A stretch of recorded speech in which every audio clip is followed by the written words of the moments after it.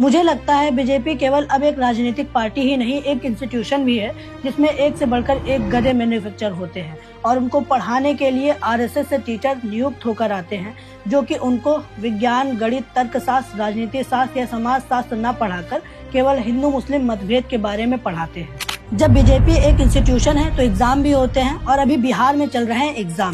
अलीनगर की सीट पर बैठी है मैथिली ठाकुर और आज मैथिली ठाकुर का वाइवा है। एग्जामिनर ने मैथिली ठाकुर से हिंदू मुस्लिम से हटके बिहार के विकास के ब्लूप्रिंट के बारे में पूछ लिया है।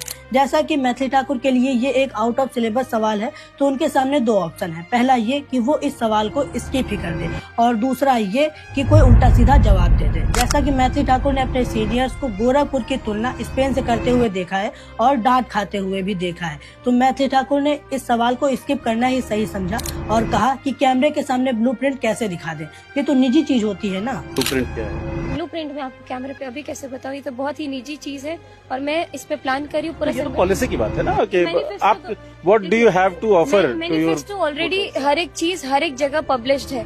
वैसे तो इस इंस्टीट्यूशन में बहुत सारे नए पुराने छात्र हैं जो कि अलग अलग विषयों पर उल्टी सीधी बात करते हुए नजर आ जाते हैं, लेकिन जो नए छात्र हैं उनको केवल हिंदू मुस्लिम अनेकता ही सिखाई गई है, जो कि केवल वही बोलते हैं, जिसकी झलक आपने मैथिली ठाकुर के अलीनगर को सीतानगर या जानकी नगर बनाने की बात में देखी होगी। काशी का नाम भी मैथिली है, मिथिला की रहने वाली है। हाँ। तो क्यों ना इस अलीनगर का नाम मैथिली नगर, जानकी नगर या फिर सीतानगर कर दिया जाए। मैं तो कहूँगा मैथिली ठाकुर को ऐसे खिन्न भाव से ना देखें, बेचारी प्रयास कर रही है, सफल हो जाएगी, भरोसा रखें।